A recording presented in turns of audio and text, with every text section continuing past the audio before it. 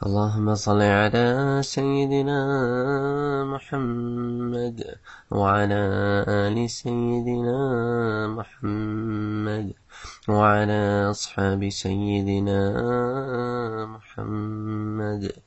اللهم احفظنا من شرور أنفسنا ومن سيئات أعمالنا، فمن يهده الله فلا مضل له ومن يضلل فلا هادي له، وأشهد أن لا إله إلا الله وأشهد أن محمدا عبده ورسوله. پچھلے درس میں ہم نے غزوہ بدر سے متعلق واقعات کو کور کیا تھا، اور غزوہ بدر کے بعد کے واقعات کو جو میدان بدر میں پیش آئے کور کیا تھا. اب ہم ان واقعات کو کور کریں گے جو غزوہ بدر کے ختم ہونے کے بعد، کفار کو کنووں میں ڈالنے کے بعد، مسلمانان مدینہ جو شہید ہو گئے تھے ان کو دفنانے کے بعد پیش آئے، یہاں سے لے کر مدینے تک. اور مدینے میں جب خبر پہنچی فتح کی تو وہاں پر کیا تاثرات تھے، ان تمام واقعات کو ہم یہاں پر کور کرنے کی کوشش کریں گے. اول تو یہ سوال پیدا ہوتا ہے کہ جب اللہ کے رسول صلی اللہ علیہ وآلہ وسلم نے مسلمانوں کو جو شہید ہو گئے تھے بدر میں دفنایا، تو اس کے بعد آیا ان کی نماز جنازہ پڑھی یا نماز جنازہ کا جو حکم ہے وہ بعد میں آیا؟ تو اس سلسلے میں حضرت عطاء بن ابی رباح سے مروی ہے کہ اللہ کے رسول صلی اللہ علیہ وآلہ وسلم نے شہدائے بدر کی نماز جنازہ پڑھی. تو یہاں سے یہ مسئلہ بھی حل ہوتا ہے، کیونکہ یہ پہلا قتال تھا، یہ پہلا جہاد تھا جس میں مسلمان شہید ہوئے تھے. تو یہ مسئلہ ضرور پیدا ہوتا تھا کہ آیا ان کو دفنایا گیا تو کیا ان کے اوپر نماز جنازہ پڑھی گئی؟ تو یہاں سے ثابت ہوتا ہے کہ شہداء پر نماز جنازہ پڑھی گئی، اور اب اسی حدیث کے سلسلے میں شہداء پر نماز جنازہ پڑھی جاتی ہے. تو ایک طرف تو یہ مسئلہ حل ہوتا ہے. اچھا، دوسری طرف اگر آپ کو یاد ہو، ہم نے لاسٹ ٹائم ڈسکس کیا تھا کہ جب اللہ کے رسول نے عتبہ کو کنویں میں ڈالا تو ان کے جو بیٹے ہیں حضرت ابو حذیفہ، ان کے چہرے کے اوپر کچھ عجیب سے تاثرات تھے. تو اللہ کے رسول صلی اللہ علیہ وآلہ وسلم نے پوچھا کہ ابو حذیفہ کیا بات ہے، تم اپنے باپ کے کو اس حال میں دیکھ کر کچھ دل کے اوپر کچھ میل سا ہے، کچھ عجیب سی کیفیت گزر رہی ہے کیا؟ تو حضرت ابو حذیفہ نے کہا، نہیں اللہ کے رسول صلی اللہ علیہ وآلہ وسلم، بلکہ میرا باپ ایک صاحب رائے تھا، ایک حلیم اور اچھے ادب و اخلاق کا آدمی تھا. تو مجھے امید تھی، مجھے تمنا تھی کہ اس کی خوبیاں اسے اسلام میں لے آئیں گی، لیکن اب میں دیکھتا ہوں کہ ان تمام خوبیوں کے باوجود وہ دین سے محروم ہو گیا ہے. تو اس پہ علماء کرام نے اس سے ایک مسئلہ نکالا. انہوں نے کہا کہ دیکھو، ہدایت جو ہے وہ انسان کی اچھے اخلاق اور نیک نیتی اور اچھے کام، یہ کوئی دلیل نہیں ہوتی کہ اس کو ہدایت مل جائے گی.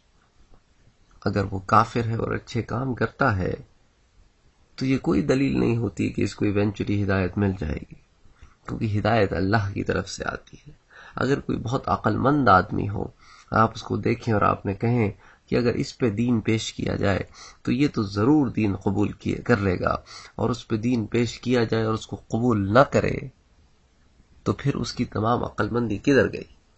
جو اپنے خالق کو نہ پہچان سکے، اس سے زیادہ بے وقوف آدمی اور کون ہوگا؟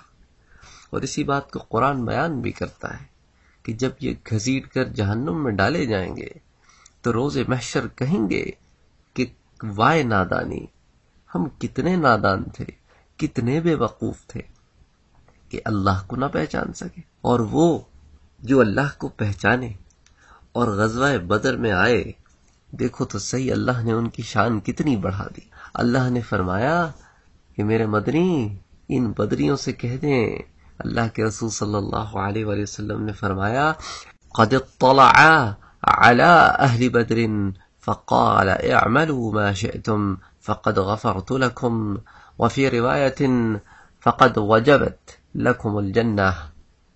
قد اطلع، اللہ اصحاب بدر کو باخبر کرتے ہوئے فرماتا ہے، قد اطلع على اہل بدر، اللہ ان سے فرماتا ہے، فقال، اعملوا ما شئتم، جو چاہو عمل کرتے پھرو، فقد غفرت لکم، معاف کر دیے گئے ہو۔ اور ایک اور روایت میں فقد وجبت لکم الجنہ، اللہ نے تمہارے لیے جنت کو واجب کر دیا ہے۔ اب اس کا یہ مطلب ہرگز نہیں ہے کہ جو چاہے گناہ کرتے پھرو، جیسے چاہے مرضی زندگی گزارو جنت میں جاؤ گے، نہ اول تو یہ کہ ہم گناہ کرنے نہیں دیں گے۔ اب جب یہ مقام دیا ہے اللہ نے تو پھر گناہ کیسے کروا لے، اور اگر گناہ کر بیٹھو تو ہم توبہ کی توفیق دے دیں گے۔ اور یہی وجہ تھی کہ حضرت عبداللہ ابن عباس رضی اللہ تعالی عنہ فرماتے ہیں، جس کو امام بخاری نے نقل کیا ہے، لا يستوي القاعدون من المؤمنین عن بدر والخارجون الى بدر، بدر سے رہ جانے والے یعنی بدر میں نہ جانے والے اور بدر میں جانے والے مسلمانوں کے درمیان برابری نہیں ہے، بدر میں جانے والے افضل ہیں۔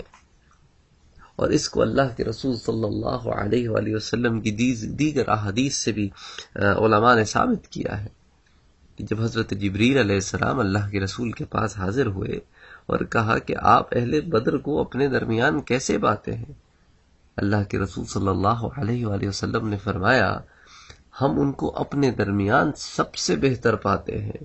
تو حضرت جبریل نے کہا آسمانوں میں بھی یہی فیصلہ ہے کہ جو فرشتے بدر میں اترے وہ افضل ہیں ان فرشتوں سے جو بدر میں نہیں اترے۔ سبحان اللہ۔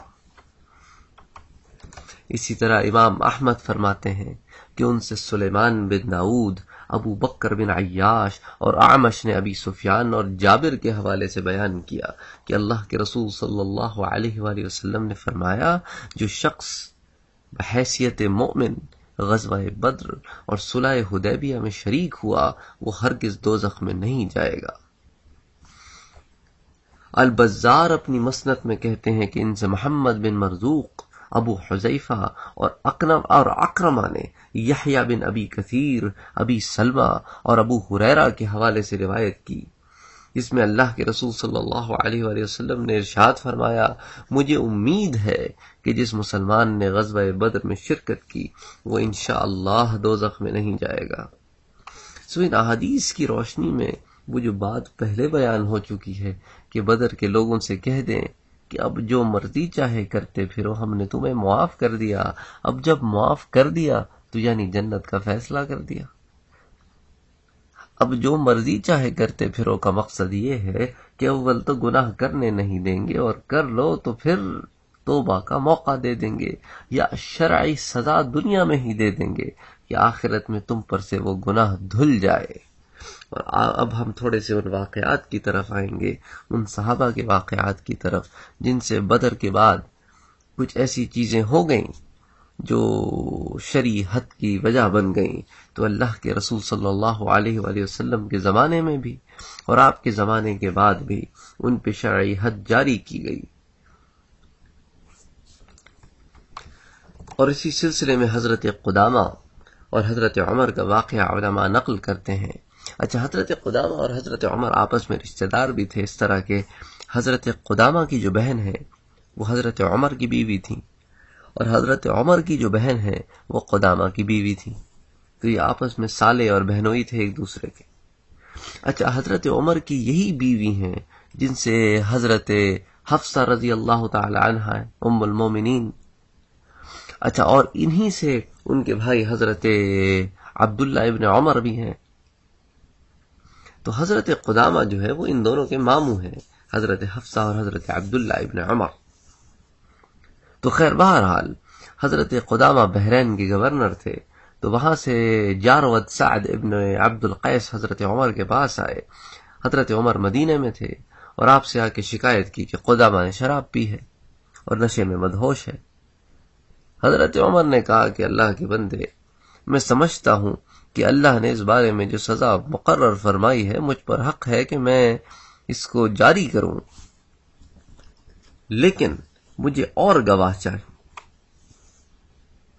تو جاورد نے کہا کہ بھئی اس پہ تو حضرت ابو ہریرہ بھی شاہد ہیں، انہوں نے بھی اس کو نشے کی حالت میں دیکھا ہے۔ تو حضرت عمر نے حضرت ابو ہریرہ کو بلا لیا کہ ابو ہریرہ اب تم کیا کہتے ہو؟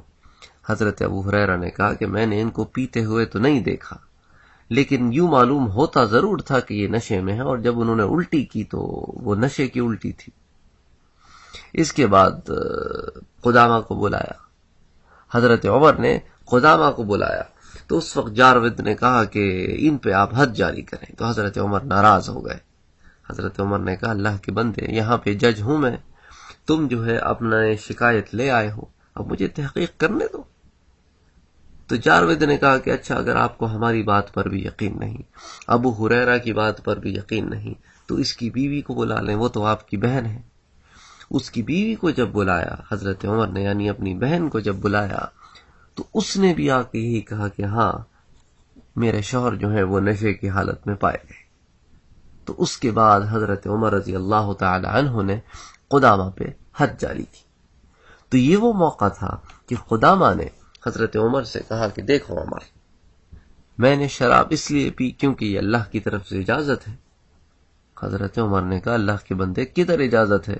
اب دیکھیں صحابہ کرام سے بھی اس طرح کی غلطیاں ہو گئیں، اس لیے صحابہ کرام میں بھی علم والے اور غیر علم والوں میں امتیاز تھا۔ تو حضرت عمر نے کہا کہ کدھر فرمایا ہے؟ تو قدامہ نے کہا دیکھو اللہ نے قرآن میں کہا ہے کہ لیس علی الذین آمنوا وعملوا الصالحات جناح فیما طعموا، اے لوگوں جو ایمان لائے ہو اور اس کے بعد عمل صالح بھی کرتے ہو، تم پر کوئی گناہ نہیں، جو مرضی چاہے کھاتے پھرو۔ حضرت عمر نے کہا اللہ کے بندے آگے نہیں پڑا، اذا متقوا، مگر وہ جو تقوی اختیار کرتے ہیں، حلال اور حرام میں امتیاز کرتے ہیں، وآمنوا، اور پھر ایمان لاتے ہیں اور عمل صالح کرتے ہیں، تو ان کے لیے ہدایت کا معاملہ ہے، فلاح کا معاملہ ہے، یہ تھوڑی ہے جو مرضی چاہے کھاتے پھرو۔ ان کی اس غلطی کی وجہ سے انہوں نے شراب پی، کوئی جان بوجھ کے نہیں پی۔ تو خیر بہرحال اس غلطی کی بنا پر ان پر حد جاری کی گئی، لیکن وہ حضرت عمر سے ناراض ہو گئے، وہ رشتہ ہے نا، اور پھر وہ صحابہ بھی تھے۔ تو خیر بہرحال حضرت عمر رضی اللہ تعالی عنہ جب ایک دفعہ حج پر گئے ہوئے تھے تو ان کو خواب آیا، خواب سے ایک دم گھبرا کے اٹھ گئے اور کہا کہ قدامہ کے پاس مجھے لے چلو۔ جب قدامہ کے پاس لے کے آئے تو قدامہ سے کہنے لگے کہ قدامہ میرے پاس ابھی ایک شخص آیا، میں سو رہا تھا، خواب میں میرے پاس ایک شخص آیا اور کہنے لگا کہ قدامہ سے صلح کر لو، ان کو راضی کر لو، وہ تمہارا بھائی ہے، وہ بدری ہے۔ حضرت عمر رضی اللہ تعالی عنہ نے قدامہ سے کہا قدامہ جو حد جاری کی وہ اللہ کا حکم تھا، تم نے اللہ کی حدود کو توڑا تھا، تو بحیثیت امیر المومنین مجھ پر تو یہ فرض تھا کہ حد جاری کرتا، لیکن تم کیوں ناراض ہو گئے؟ تو خیر بہرحال کسی طرح حضرت عمر نے قدامہ کو منا لیا، لیکن محض بدری ہونے کی وجہ سے قدامہ کو چھوٹ نہیں دی۔ اسی طرح یہی غلطی کچھ اور صحابہ سے بھی ہو گئی اور انہوں نے بھی اسی آیت کو دلیل بنایا۔ حضرت ابو جندل، اسی طرح حضرت ابو العذور، حضرت ابو عبیدہ رضی اللہ تعالی عنہ جب ملک شام کے گورنر تھے تو ان پر حد جاری کرنی چاہیے، تو حضرت ابو جندل نے یہی آیت بطور دلیل پیش کی۔ تو حضرت ابو عبیدہ نے حضرت عمر کو لکھا کہ اللہ کا بندہ تو قرآن کو بطور دلیل پیش کرتا ہے۔ تو حضرت عمر نے جواب میں لکھا کہ اس پہ حد جاری کر دو، اس نے آیت کو سمجھا نہیں ہے، تم بے فکر ہو کے حد جاری کر دو، اصل میں آیت تو یہ ہے، اس نے آگے کا ٹکڑا پڑھا نہیں اور آدھے ٹکڑے پر اس نے جو ہے وہ اپنا عمل کیا ہے۔ تو خیر بہرحال اصحاب بدر ہونے کی وجہ سے آخرت میں چھٹی ملی، دنیا میں چھٹی نہیں ملی۔ اسی طرح اللہ کے رسول کے ایک صحابی ہیں حضرت نعیم، یہ بھی بدر میں شامل ہوئے، لیکن اللہ کے بندے پہ اب پتہ نہیں کیا کیفیت تھی، اس نے اب اللہ کے رسول کے زمانے میں شراب پی لی، اللہ کے رسول کی خدمت میں لائے گئے تو اللہ کے رسول نے حد جاری کر دی، پھر شراب پی لی، پھر حد جاری ہو گئی۔ اسی طرح 4 یا 5 دفعہ انہوں نے ایسا عمل کیا۔ تو ایک دن اللہ کے رسول صلی اللہ علیہ وسلم مسلمانوں کی ایک جماعت سے گزرے تو ایک مسلمان دوسرے سے کہہ رہا تھا کہ اللہ کی لعنت ہو ابو نعیم پر، اللہ کی لعنت ہو نعیم پر، شراب پیتا ہے اللہ کے رسول کے زمانے میں، اور اس پر پھر حد جاری ہوتی ہے تو پھر پی لیتا ہے۔ تو اللہ کے رسول نے کہا خبردار، اس پر لعنت مت بھیجو، کیونکہ وہ اللہ اور اس کے رسول سے محبت رکھتا ہے۔ سبحان اللہ۔ سبحان اللہ. یعنی اب آپ یہ دیکھیں کہ جس کی محبت کی دلیل گواہی اللہ کے رسول دیں، وہ بہتر ہے کیا اس شخص سے جو اللہ کے رسول سے محبت تو کرے لیکن اللہ کے رسول اس کی محبت کی گواہی نہ دیں؟ لیکن دوسری طرف اس بات کو بھی ذہن میں رکھیں کہ صرف محبت کرنے سے چھوٹ نہیں ہے. محبت کرتا تھا، اللہ کے رسول کو معلوم تھا، لیکن جب گناہ کیا تو حد جاری ہوئی. اب ایسے کتنے لوگ آپ اپنے اطراف میں پائیں گے جو اللہ کے رسول سے محبت تو بے پناہ کرتے ہیں، اس کا دعویٰ بھی کرتے ہیں، لیکن اللہ کے حقوق ادا نہیں کرتے، نماز نہیں پڑھتے، روزے نہیں رکھتے، زکوٰۃ نہیں دیتے، جھوٹ بولتے ہیں، لیکن اللہ کے رسول سے دعویٰ ہے کہ محبت ہے. تو یہ محبت اچھی بات ہے، بہت اچھی بات ہے، اللہ ہر مسلمان کو نصیب کرے، لیکن اس کے ساتھ عمل بھی نصیب کرے، کیونکہ بے عمل مسلمان آپ دیکھیں حد جاری ہوئی. اللہ چھوڑے گا روز حشر. اچھی محبت ہے تمہاری کہ نبی سے محبت تو کرتے ہو لیکن نبی کے لائے ہوئے دین پر عمل نہیں کرتے. اچھا، اس سے پہلے کہ ہم ان واقعات کو نقل کریں اور یہاں پہ ذکر کریں جو بدر سے نکلنے کے بعد مدینہ پہنچنے تک پیش آئے، ہم پہلے ان واقعات کو یہاں ذکر کرتے ہیں جو بدر میں پیدا ہوئے، اور کچھ ایسے باتیں ہیں جن کا جاننا ضروری ہے تاکہ آنے والے کچھ واقعات سمجھ میں آ سکیں، کچھ قرآن کے حوالے سمجھ میں آ سکیں. تو خیر، بہرحال جب اللہ کے رسول صلی اللہ علیہ وآلہ وسلم اور اصحاب رسول کو اللہ نے فتح دی تو بدر میں آپ نے 3 دن قیام کیا، اور یہ آپ کی عادت تھی کہ آپ کو جب اللہ فتح دیتا تو آپ اس مقام پر قیام فرماتے کچھ دن. اچھا، پھر اسی اسنا میں آپ صلی اللہ علیہ وآلہ وسلم نے اسی قیام کے دوران کفار مکہ کو کنووں میں ڈال دیا، اور جو نہیں ڈالے جا سکتے تھے انہیں دفنا دیا. صحابہ کرام کو جیسا کہ ہم پہلے ذکر کر چکے ہیں ایک ہی جگہ دفنا دیا.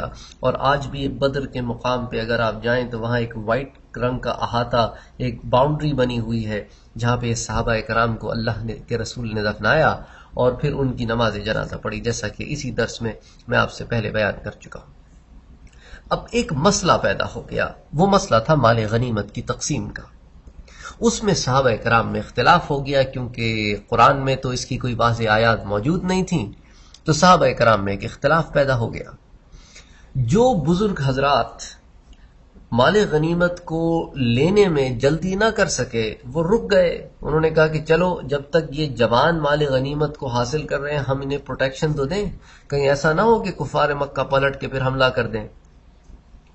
تو جوانوں نے جا کے مال غنیمت جو ہے وہ اکٹھا کر لیا. اچھا، بعض لوگ جو ہے نا، جیسے یہ کفار میدان بدر چھوڑ کے بھاگ رہے تھے تو کچھ صحابہ کرام ان کے تعاقب میں ان کے پیچھے بھاگ رہے تھے کہ یہ پلٹ کے پھر نہ آئے، تاکہ ان کو بھگا بھگا بھگا بھگا کے وادی سے دور لے جائیں. اب تو وہ چھوڑ کے سامان بھاگ رہے تھے، تو کچھ صحابہ کرام اس میں لگ گئے. اچھا، کچھ صحابہ کرام اللہ کے رسول صلی اللہ علیہ وآلہ وسلم کی پروٹیکشن میں تھے کہ آپ صلی اللہ علیہ وآلہ وسلم تک کوئی نہ پہنچے، تو بعض صحابہ کرام وہاں پہ تھے. اب چکر یہ پیدا ہوا کہ جنہوں نے مال غنیمت حاصل کیا انہوں نے کہا چونکہ ہم نے حاصل کیا ہے اس لیے ہمارا ہے، کیونکہ اس زمانے میں یہی رائے تھی، جس کے ہاتھ جو چیز لگے وہ اس کی ہے. ابھی اللہ کے رسول صلی اللہ علیہ وسلم نے کوئی حتمی فیصلہ تو نہیں فرمایا تھا، تو اب جو ڈیفالٹ چل رہا تھا وہی ڈیفالٹ چل رہا تھا. اچھا، جو لوگ کھڑے ان کو پروٹیکشن دے رہے تھے، ان کو بیکنگ دے رہے تھے، انہوں نے کہا بھئی ہم کھڑے تھے تاکہ تمہارے ساتھ اچھائی ہو جائے، کوئی تم پہ تو حملہ نہ کرے، ہم تم کو پروٹیکشن دے رہے تھے تو اس پہ تو ہمارا حصہ بھی نکلتا ہے. اچھا، جو کفار کو بھگا کے لے گئے انہوں نے کہا کفار کو ہم بھگا کے نہ لے جاتے تو وہ پلٹ کے تم پہ حملہ نہ کرتے، تو اس میں ہمارا بھی حصہ ہے. اور وہ جو اللہ کے رسول صلی اللہ علیہ وآلہ وسلم کی پروٹیکشن کر رہے تھے انہوں نے کہا اللہ کے بندو سب چھوڑو، ہمارا بھی حصہ ہے. ہمارا حصہ کیوں نہیں ہے بھائی؟ ہم تو سب سے زیادہ امپورٹنٹ اور قیمتی چیز جو تھی وہ تو اللہ کے رسول صلی اللہ علیہ وآلہ وسلم، ہم تو ان کی پروٹیکشن میں لگے ہوئے تھے. اب جب یہ معاملات صحابہ کرام کے درمیان پیدا ہوئے تو یہ وہ مقام تھا جہاں اللہ تعالیٰ نے سورہ انفال کی پہلی آیت نازل فرمائی. اعوذ باللہ من الشیطان الرجیم، بسم اللہ الرحمن الرحیم. یسألونک عن الانفال، اے مدنی پاک آپ صلی اللہ علیہ وآلہ وسلم سے یہ مال غنیمت کے بارے میں دریافت کرتے ہیں کہ آپ فیصلہ فرمائیے یہ مال غنیمت کس کا ہے۔ تو میرے مدنی ان کو آپ ایک صاف اور سچی بات کہہ دیں، ایک سیدھی بات کہہ دیں، قُلِ الْأَنفَالُ لِلَّهِ وَالرَّسُولِ، کہ جو مال غنیمت ہے نا یہ صرف اللہ کا ہے اور اس کے رسول کا ہے، بس بات ختم، کسی کا کچھ نہیں ہے اس میں۔ جو سب جمع کر کے لائے ہو وہ اللہ اور اس کے رسول کے آگے دست جمع کر دو، ڈھیر کر دو۔ ارے عجیب ہو تم لوگ، تم مال غنیمت میں جھگڑ رہے ہو، ابھی تو دین اسلام میں تمہاری تربیت ہو رہی ہے، تم نے ابھی آگے کیا کیا کرنا ہے، اور ایک مال غنیمت میں الجھ رہے ہو۔ اللہ اکبر۔ اب اللہ نے بھی تو اپنے رسول کے اصحاب کی تربیت کرنی تھی نا، تو آگے کہہ دیا مسلمانوں تمہارے لیے بہتر پتہ ہے کیا ہے، یہ مال وال تو آتی جاتی چیز ہے، اچھی چیز کیا ہوگی، فاتقوا اللہ، تم اللہ سے تقوی اختیار کیے رکھو، پرہیزگاری اختیار کیے رکھو، حق کو حق سمجھو، باطل کو باطل سمجھو، حلال کو حلال سمجھو، حرام کو حرام جانو، اور جو اللہ تعالیٰ کے احکامات ہیں ان پہ عمل کرتے رہو۔ اور کیا کرو، وَأَصْلِحُوا ذَاتَ بَيْنِكُمْ، اور اپنے آپس کے معاملات کو درست رکھو، کیونکہ تم ایک جماعت ہو، کبھی مال تمہارے درمیان آنے نہ پائے، کبھی تم مال کی وجہ سے ایک دوسرے سے نہ جھگڑ پڑنا، تم سے ایک دوسرے سے جھگڑا کرنے کی اگر کبھی کوئی صورت پیدا ہو تو وہ صرف یہ ہونی چاہیے کہ ایک جماعت حق پر اور اللہ کے راستے پر ہو، اور اس اللہ کے راستے پر چل کر اس کا نفاذ چاہتی ہو، اور دوسری جماعت اللہ کے راستے سے پھر رہی ہو، تو پھر ایک صورت پیدا ہوتی ہے کہ تم دوسرے کو سمجھاؤ۔ ورنہ اگر حالات معمول پر ہیں تو دین بساط ہے، بجائے اس کے کہ مال بساط ہو تمہارے آپس میں جھگڑوں کی۔ تو جب تک تم ایک دین پر ہو تم آپس میں شیر و شکر کی طرح رہو۔ وَأَصْلِحُوا ذَاتَ بَيْنِكُمْ، اور تم پر لازم ہے وَأَطِيعُوا اللَّهَ وَرَسُولَهُ، کہ تم اطاعت کرو اللہ کی اور اللہ کے رسول کی، ان کنتم مؤمنین، اگر تم ایمان والے ہو۔ اور آف کورس یہ تو ایمان والے ہی تھے، لیکن یہاں پہ جب سوال اللہ تعالیٰ قرآن میں کرتا ہے نا ان کنتم مؤمنین، تو کہنے کا مقصد یہ نہیں ہوتا اگر تم ایمان والے ہو، اللہ ان کے ایمان پہ ڈاؤٹ فل نہیں ہے، نہ اللہ ان سے یہ پوچھ رہا ہے کہ اچھا ایمان لانے کے بعد ایسے کر رہے ہو تم، بلکہ کہنے کا مقصد یہ ہے کہ اندر سے انسان کو جھنجھوڑے کہ اللہ کے بندو تم تو ایمان پر ہو، تمہاری ساخت تو ایمان ہونی چاہیے، یہ ورلڈلی افیئرز نہیں ہونے چاہیے۔ اچھا اس کے پس منظر بھی میں آپ سے بیان فرمایا تھا جب ہم پچھلے لیکچرز میں تھے کہ صحابہ کرام کی حالت بہت غیر تھی اس وقت، معاشی طور پر اکنامک کنڈیشنز میں they were extremely deprived، ان کے یہ حال تھا کہ کچھ کے پاس تو پہننے کو جوتے بھی نہیں تھے، انہوں نے تو بیچاروں نے کپڑے لپٹے ہوئے تھے، تلواریں نہیں تھیں، گھوڑے نہیں تھے، گھر میں کھانا نہیں تھا، پہننے کو کپڑا نہیں تھا، سواری کو اونٹ نہیں تھے۔ ان حالات میں جب وہ مدینے سے نکلے ہیں تو اقتصادیات میں تو ان کو ایک چمک نظر آئی، انہوں نے کہا اتنا مال، اللہ کا کرم، اللہ کا احسان، یہ تو ہمارا ہے۔ لیکن اللہ نے پھر ان کی وہیں تربیت فرما دی، یہی تو مقام ہے صحابی کا، غلطی کرے تو تربیت اللہ تعالی فرما دیتے ہیں اور پھر وہ صحیح ہو جاتے ہیں، اور پھر آپ ساری زندگی اٹھا کے دیکھ لیں، ہاں ابھی تو تربیت کرنا مقصود تھی تو اللہ نے روک دیا، کہا یہ سارا مال اللہ اور اس کے رسول کا ہے، تم اس جھگڑے میں نہ پڑو، تمہارا کام کیا ہے، فاتقوا اللہ، اللہ سے تقوی اختیار کیے رکھو، وَأَصْلِحُوا ذَاتَ بَيْنِكُمْ، اور اپنے درمیان صلح و آشتی سے رہو، اور تم پر لازم ہے کہ اطیعوا اللہ ورسولہ، اور اللہ اور اس کے رسول کی اطاعت کرو، اور بس that's the end of the story۔ اچھا یہاں پر کچھ ٹرمینالوجی بھی سمجھتے چلتے ہیں کہ دو الفاظ اللہ تعالیٰ نے استعمال کیے مختلف جگہوں پہ، ایک استعمال کیا ہے انفال جس سے مراد ہوتی ہے مال غنیمت، اور ایک ہوتا ہے فئی، یعنی فئی وہ ہوتا ہے کہ جیسے آپ کی کوئی چیز تھی، کوئی اٹھا کے لے گیا، اب آپ نے واپس اپنی چیز حاصل کی، اس کو کہتے ہیں فئی، اپنا مال واپس لے لینا۔ اور انفال کیا ہوتا ہے کہ دوسرا وہ مال چھوڑ جائے میدان جنگ میں اور آپ اس کو حاصل کرے، وہ مال غنیمت ہوتا ہے، وہ انفال کے زمرے میں آتا ہے، اور پہلی کیفیت جو ہے وہ فئی کے زمرے میں آتی ہے۔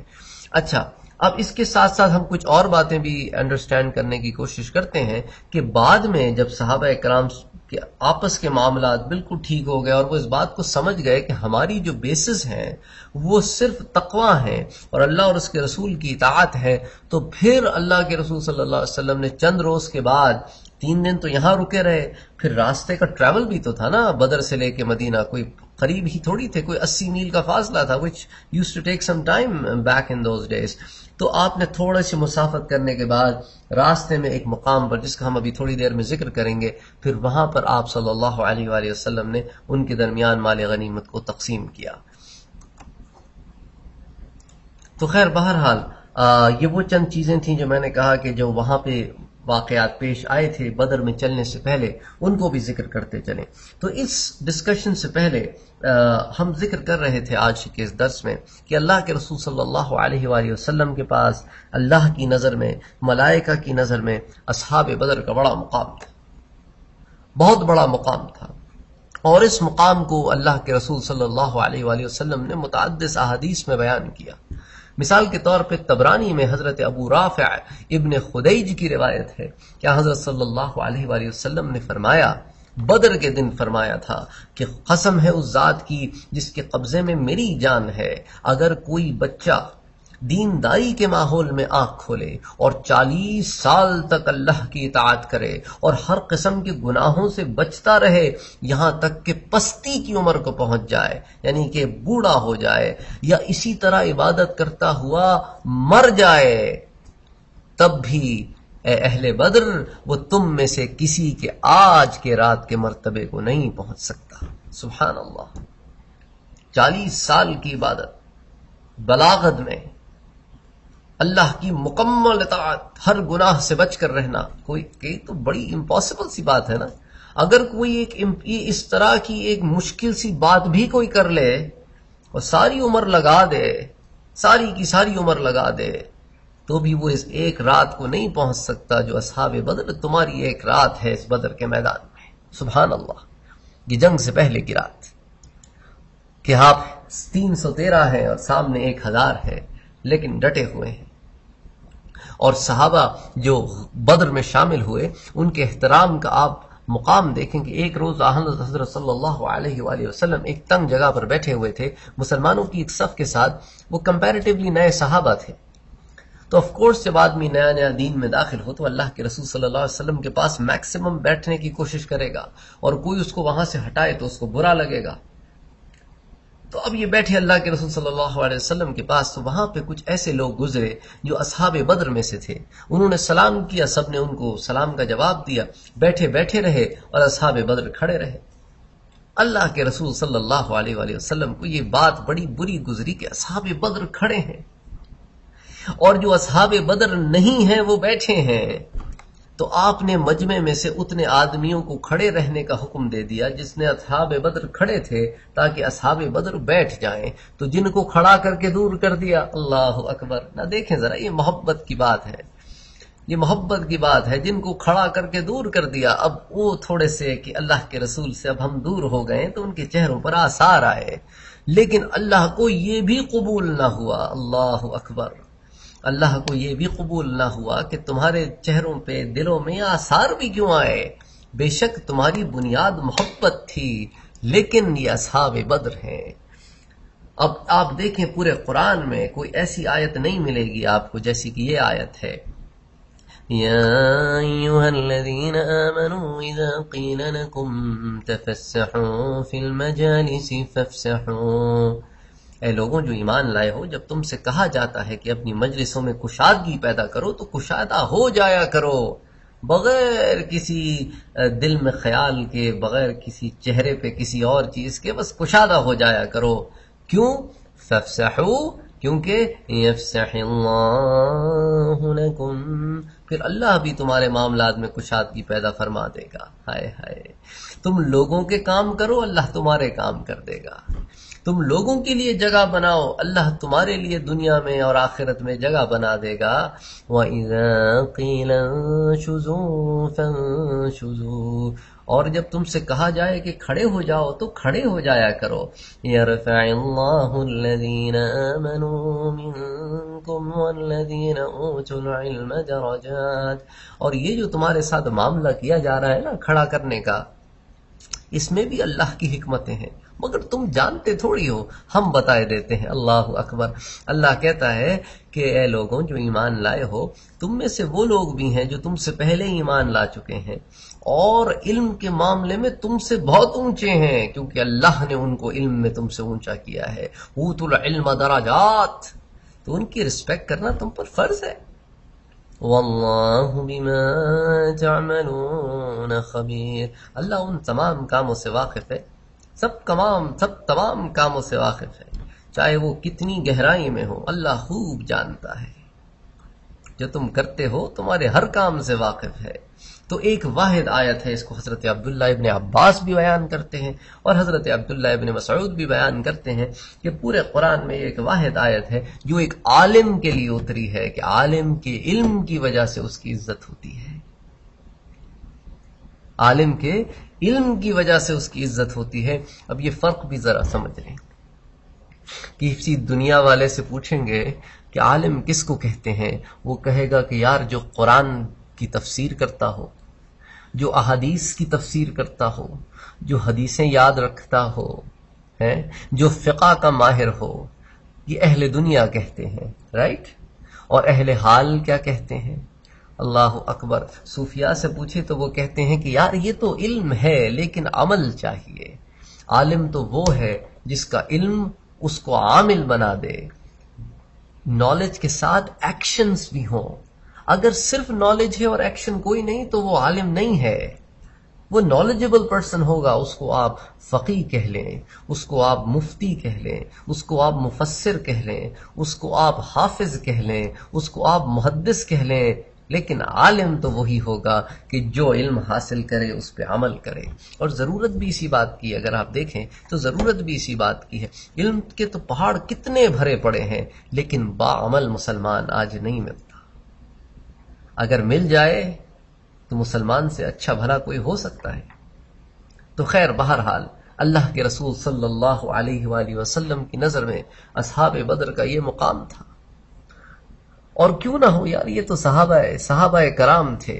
اب آپ دیکھیں نا، ایک شاعر نے کیا خوب شعر فرمایا، قطرائے آب وضوء قمبرے، قطرائے آب وضوء قمبرے، خو تھراس خون ناب قیصرے۔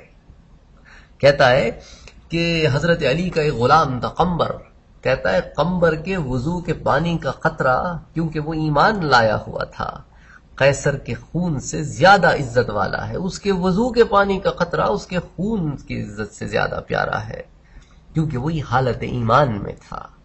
تو خیر، بہرحال یہ تو شاعروں کی باتیں ہیں، لیکن حضرت عمر فاروق رضی اللہ تعالی عنہ بھی جب اپنے پاس صحابہ کرام کو بٹھاتے نا تو علماء کو آگے بٹھاتے، خواہ وہ عمر میں کتنے چھوٹے ہوں۔ اس لیے جب حضرت عبداللہ ابن عباس بیٹھتے تو ان کو اپنی مجلس میں آگے بٹھاتے۔ صحابہ کہتے کہ یہ تو بدری بھی نہیں یہ تو بدری بھی نہیں، پھر بھی بدر والوں کے ساتھ بٹھاتے ہیں آپ ہیں؟ تو حضرت عمر کہتے اس کے علم سے تو تم بھی واقف ہو، اس کے علم کے تو تم بھی قائل ہو، یہ تو عالم ہے۔ تو صحابہ کہتے بات تو ٹھیک ہے۔ تو اللہ کے رسول صلی اللہ علیہ وآلہ وسلم اور اصحابہ کرام، ان کے ان واقعات کے بعد ہم اب سیرت کے دوسرے پہلوؤں کی طرف چلتے ہیں جو بدر سے ڈائریکٹلی ریلیٹڈ تو نہیں ہے لیکن عالم کی علم سے ریلیٹڈ ہیں، تاکہ وہ ایک باب بھی سیرت کا ہمارے سامنے آیا ہے تو اس پہ تھوڑی سی بات ہو جائے، اس کے بعد ہم واپس سیرت کی طرف آئیں گے۔ اللہ کے رسول صلی اللہ علیہ وآلہ وسلم نے فرمایا کہ جو شخص علم حاصل کر رہا ہو تاکہ وہ اس علم سے اسلام کو زندہ کرے اور اسی حال میں اس کو موت آ جائے کہ وہ علم حاصل کر رہا ہو اسلام کو زندہ رکھنے کے لیے، تو اس کے درمیان اور انبیاء کے درمیان ایک درجے کا فرق ہوگا، یعنی کہ یہ نبی ہے وہ نبی نہیں ہے۔ لیکن اب اس بات کو سمجھیں اسلام کو زندہ کر رہا ہو، یعنی اس سے مراد ہوتی ہے علم کو عمل کا جامہ پہنا رہا ہو، جو علم حاصل کر رہا ہو ساتھ عمل بھی کر رہا ہو۔ جب سورہ فاتحہ یاد کر رہا ہو الحمدللہ رب العالمین، تو اس کے جسم کا ہر عضو اللہ کی حمد بیان کر رہا ہو، اس کا دل اس گہرائی میں ڈوب گیا ہو کہ سب تعریفیں بے شک میرے پاک پروردگار کے لیے ہیں اور صرف وہی تعریف کے لائق ہے، اور جب کہے الرحمن الرحیم تو واقعی اپنے رب کو رحمان اور رحیم مانے۔ مالک یوم الدین، اپنے رب کو مانے کہ مالک ہے روز جزا کا، جو اللہ کو روز جزا کا مالک مان لے اور ہر نماز میں مانے۔ آپ کا کیا خیال ہے سلام پھیرنے کے بعد گناہ کرے گا؟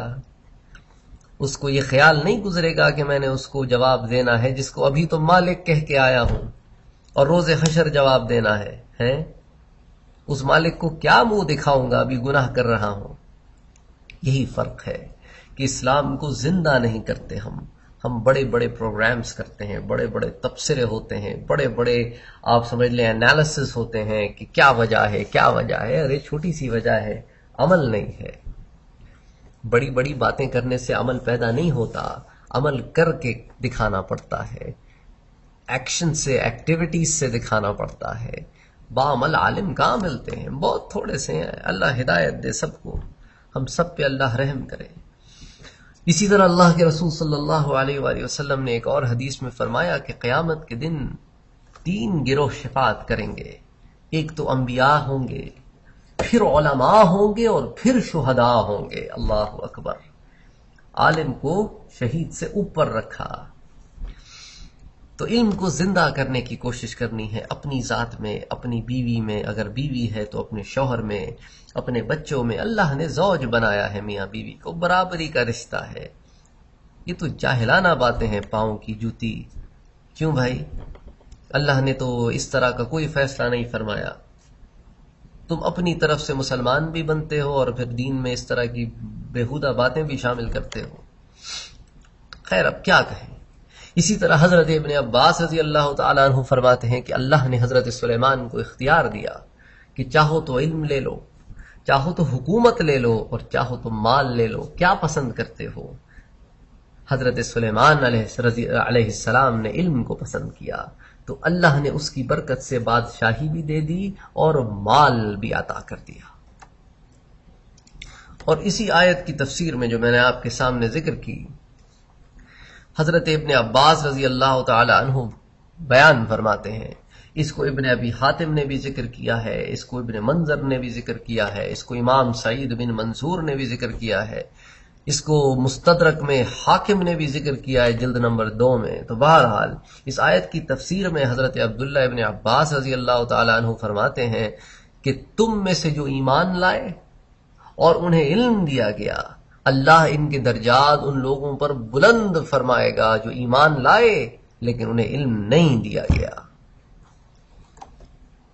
اسی طرح ایک اور واقعہ اس ضمن میں اصحاب بدر کے حوالے سے سنتے ہیں۔ حضرت عمر ابن عبدالعزیز کا نام تو آپ نے سنا ہوگا، عمر ابن عبدالعزیز ابن مروان، جو مروان ابن الحکم کے آپ سمجھ لیں کہ پوتے ہوتے ہیں، اور ان کا ننیال حضرت عمر سے گزرتا ہے، لیکن چونکہ بنو امیہ کا ماحول حضرت علی کے کافی خلاف تھا، جب اس طرح کے ماحول میں آپ کی پرورش ہو تو کانوں میں پڑھتے پڑھتے جوانی کے زمانے میں ایسی باتیں انسان سے ہو جاتی ہیں۔ لیکن نیک آدمی وہی ہے جس کو پتہ چل جائے اس کی غلطی تو اپنی غلطی پہ رجوع کرے اور اصلاح کر لے، وہ نیک آدمی ہوتا ہے۔ اور حضرت عمر ابن عبدالعزیز تو عمر ثانی ہیں۔ سبحان اللہ، یعنی آپ دیکھیں تابعین کی صف اول کا آدمی ہے اور اللہ نے بڑا علم دیا۔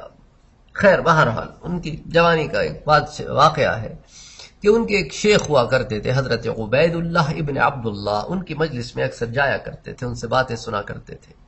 لیکن ایک دفعہ حضرت عبید اللہ کو پتہ چلا کہ حضرت عمر ابن عبدالعزیز نے حضرت علی کی شان کے خلاف کچھ بات کر دی ہے، تو وہ بڑے ناراض ہوئے۔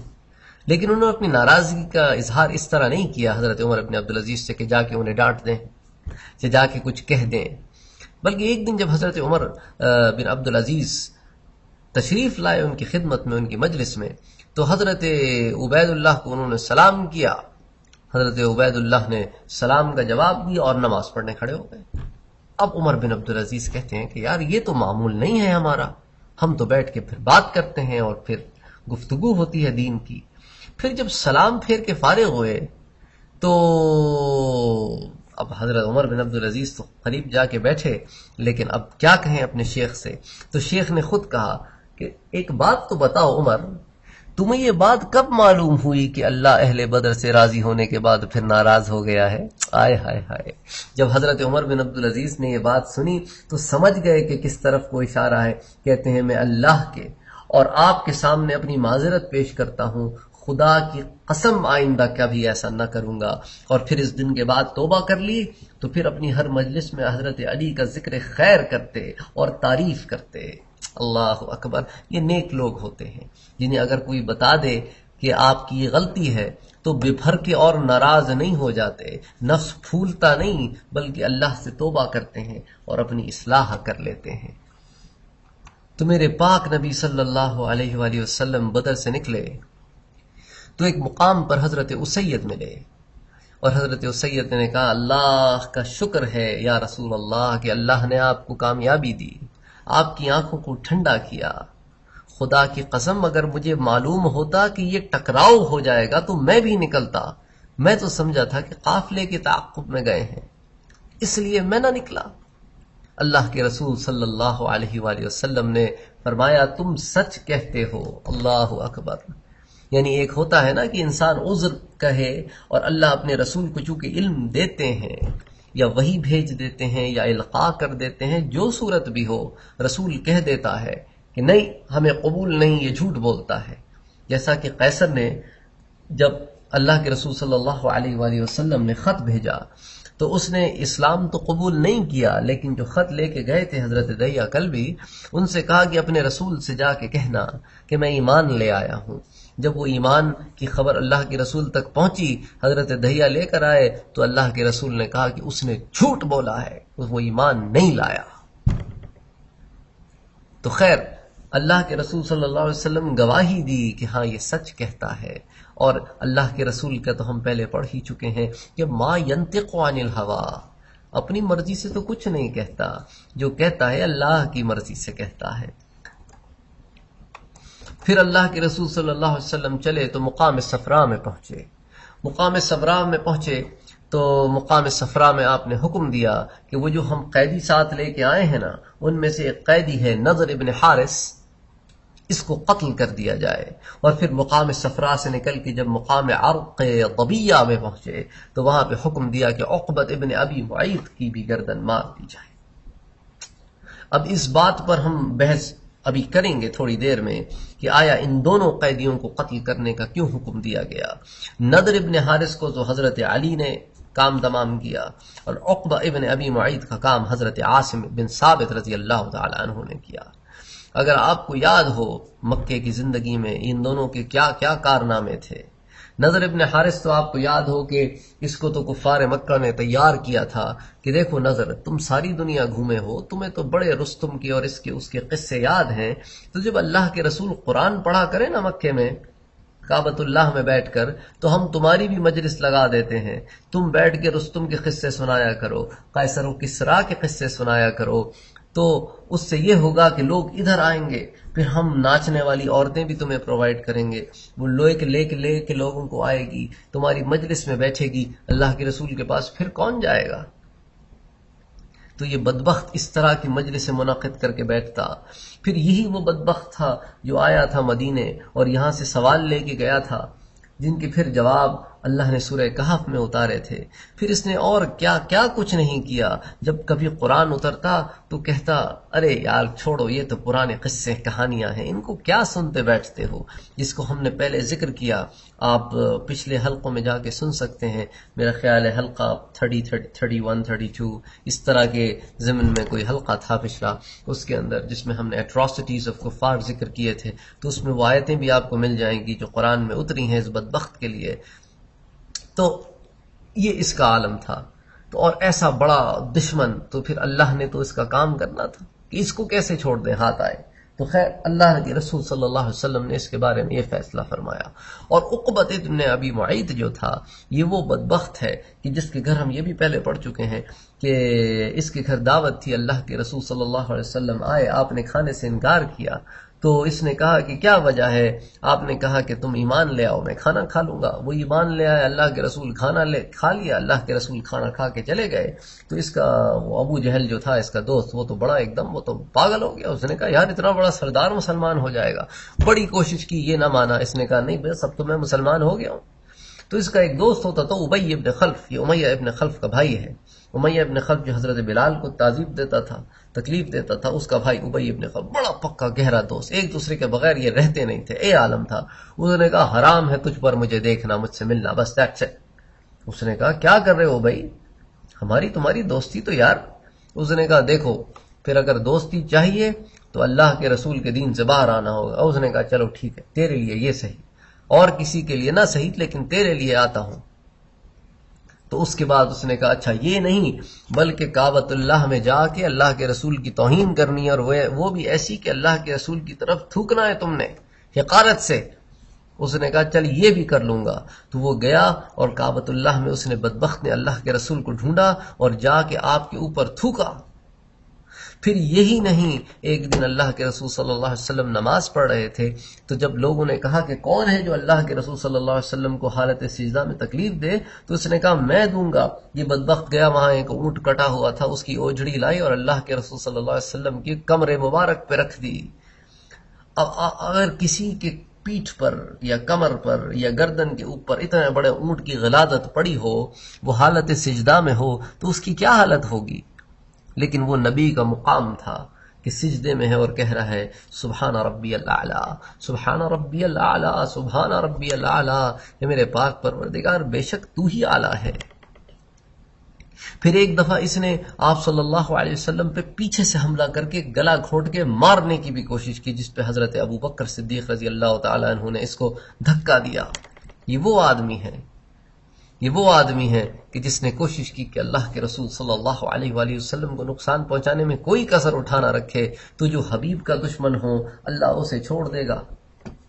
یہ تو بڑی آسانی سے لوگ کہہ دیتے نا یار قتل کا حکم دے دیا، ہاں یہ نہیں دیکھتے کہ انہوں نے کیا کیا تھا. اور پھر یہ حکم تو اللہ نے دیا تھا اپنے رسول کو کہ یہ نہیں، ان کو معافی نہیں ہے، ان کو تو بس یہیں ختم کریں آپ، ان کو تو قیدی بھی نہیں بنانا. انہوں نے تو کیا کیا کچھ نہیں کیا آپ کے ساتھ میرا حبیب. اللہ اکبر. اس لیے جہاں تک نضر ابن حارث کا تعلق ہے تو اللہ نے پھر قرآن اتارا کہ مناع للخیر معتد نثیم، بھلائی سے روکنے والا، حد سے بڑھ جانے والا، گناہ گار، عتل سرکش، بعد ذلك زنیم. ان سب عیوب کے ساتھ ساتھ بد اصل بھی، ان كان ذا مال وبنین، اور یہ اس بات پر اکڑتا ہے کہ اس کو ہم نے مال دیا ہے اور اولاد دی ہے. اذا تتلى عليه آیاتنا قال اساطیر الاولین، اور جب اس پر ہماری آیتیں پڑھی جاتی ہیں تو کہتا ہے تو پرانے لوگوں کے افسانے، مذاق اڑاتا ہے ہماری قرآن کی آیتوں کا. اے اللہ کے رسول اس سے کہہ دیں سنسمہ علی الخرطوم، ان قریب ہم اس کی ناک پر داغ لگائیں گے. تو اس کے لیے تو اللہ نے فیصلہ اتار ہی دیا تھا سمجھنے کہ اس کا ہونا کیا ہے، اس کا ہونا کیا ہے اللہ نے تو پہلے ہی اتار دیا تھا. اور جہاں تک عقبۃ ابن ابی معیط کا تعلق ہے تو اس کے لیے بھی پھر سورہ فرقان میں اللہ نے آیتیں اتاری 19ویں پارے میں، یا ویلتی لیتنی لم اتخذ فلانا خلیلا.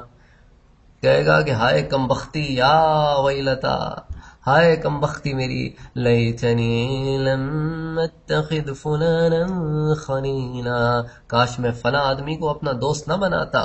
یعنی یا ویلتا کہنے والا یہ عقبۃ ابن ابی معیط ہے، اور جس کو یہ کہہ رہا ہے کہ لم اتخذ فلانا خلیلا، کاش میں نے فلاں آدمی کو دوست نہ بنایا ہوتا.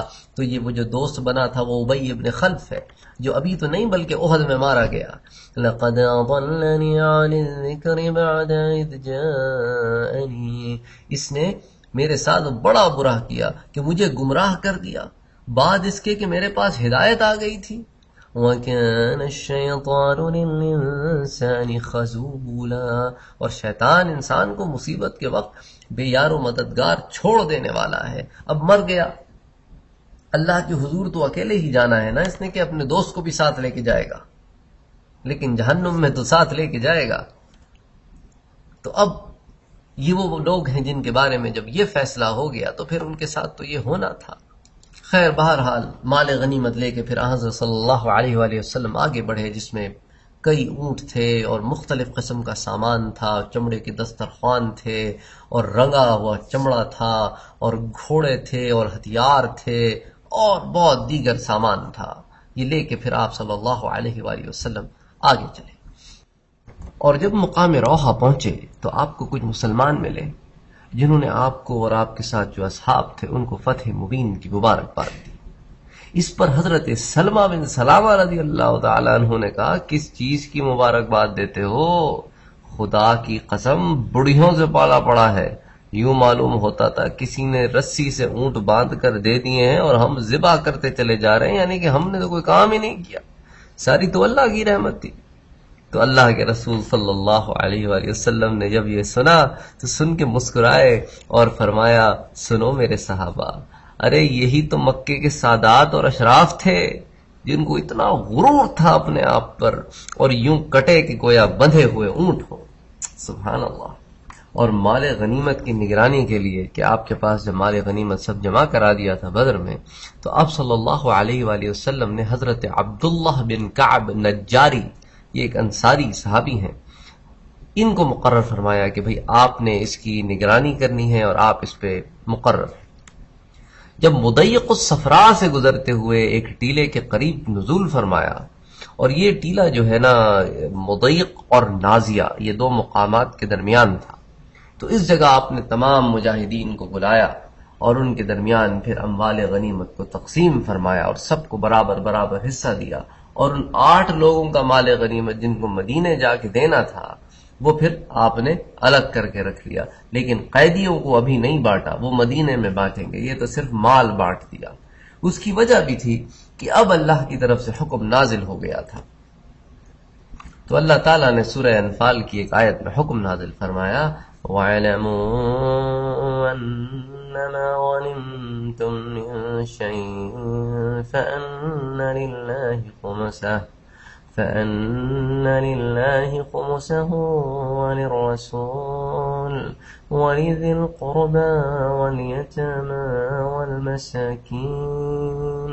وَالْمَسَاكِينِ وَابْنِ السَّبِيلِ، اور جان لو، وَاعْلَمُوا جان لو کہ جو کچھ مال غنیمت تم نے پایا ہو، انما غنم تم جو کچھ پایا ہو، من شیئن کسی بھی چیز میں سے، فَأَنَّ لِلَّهِ خُمُسَهُ وَلِلرَّسُولِ تو اس کا جو 5واں حصہ ہے نا وہ اللہ اور اس کے رسول کا ہے۔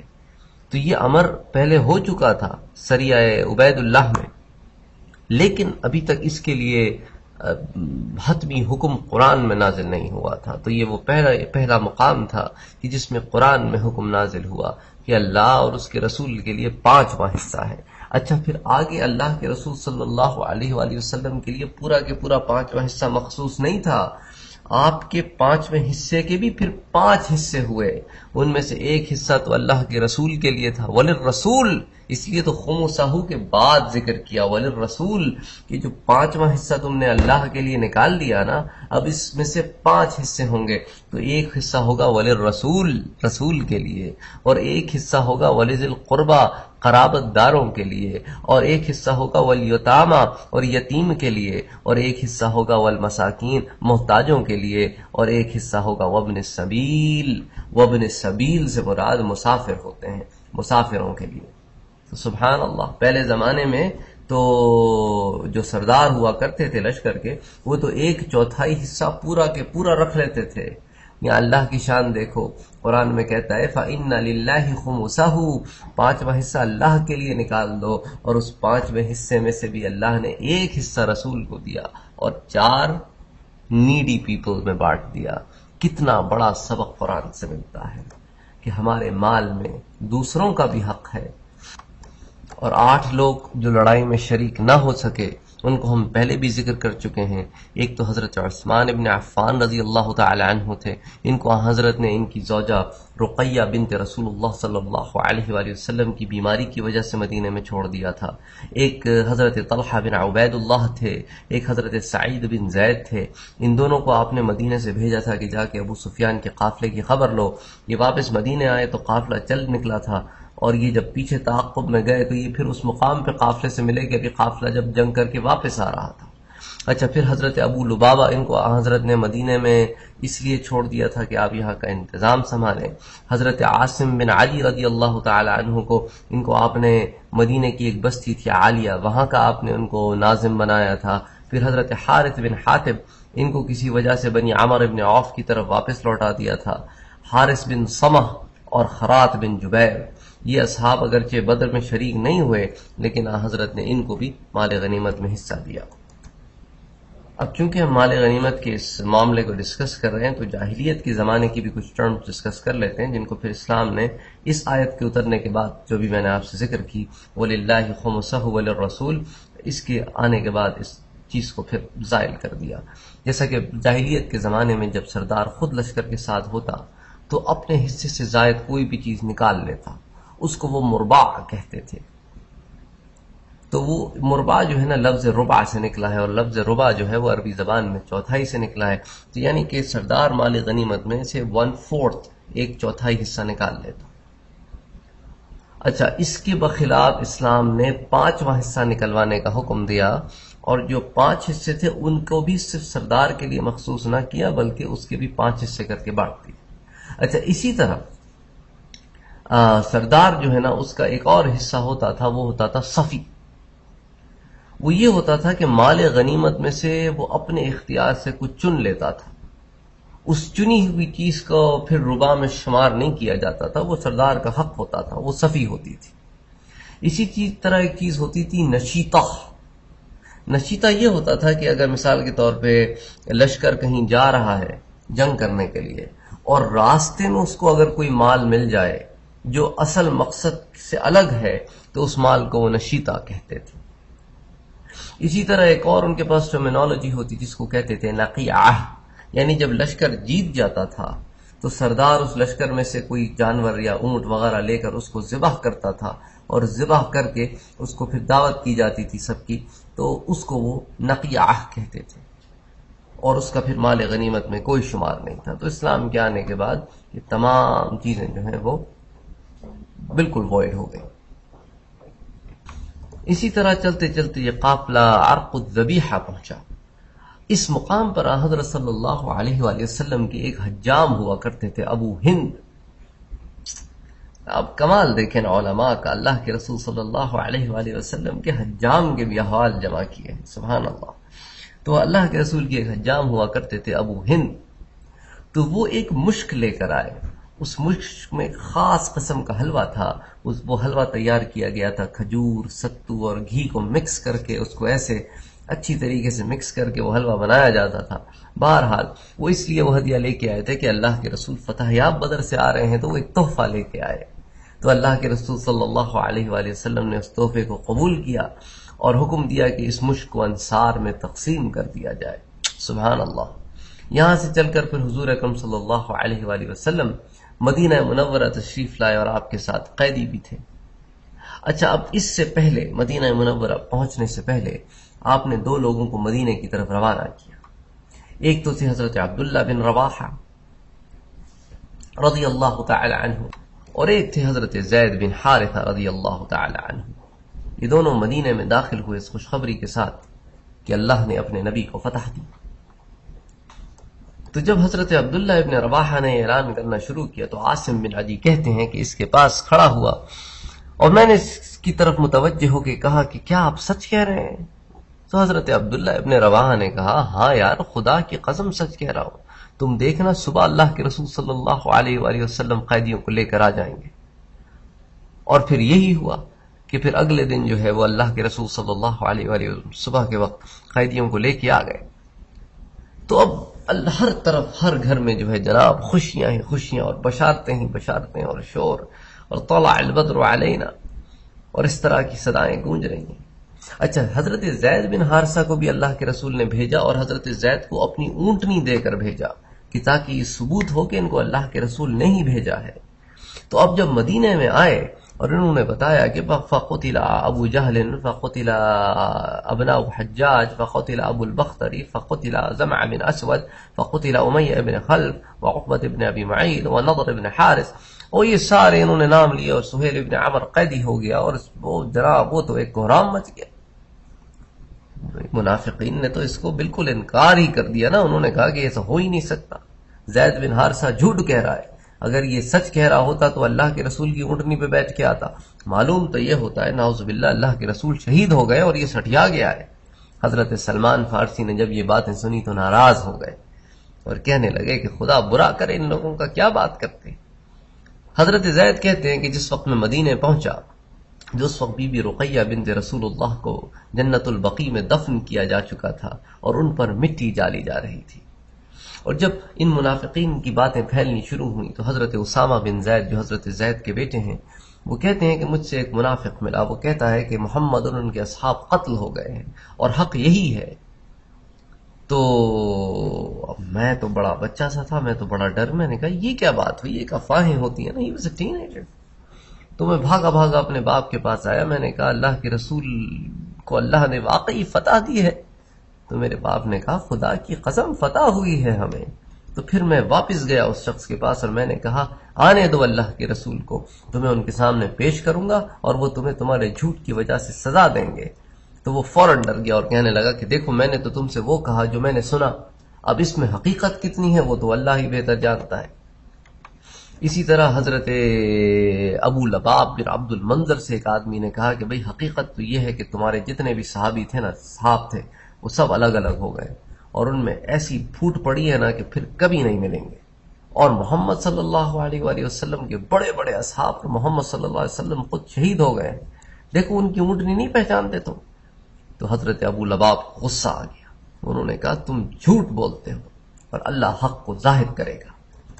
اور اس طرح کی باتیں جو ہے وہ مدینے میں ہونے لگیں، اور اللہ کے رسول صلی اللہ علیہ وآلہ وسلم جب مدینے تشریف لائے تو سچ خود ظاہر ہو گیا اور باطل خود مٹ گیا، اور ایسا روب پڑا نا لوگوں پر کہ 313 آدمی گئے اور مکے کے 1000 آدمیوں کو پسپا کر کے آ گئے، اور صرف پسپا کر کے نہ آئے، ان کے بڑے بڑے سردار مار دیے اور بڑے بڑے سردار قید کر کے لے آئے۔ سبحان اللہ۔ انشاءاللہ اگلے درس میں پھر ہم مدینے آنے کے بعد اللہ کے رسول صلی اللہ علیہ وآلہ وسلم نے کیا معاملات فرمائے ان کو ڈسکس کریں گے۔ وما علینا الا البلاغ۔ اللهم صل على سيدنا محمد وعلى آله واصحابه وبارك وسلم وصلوا عليه وسلموا تسليما۔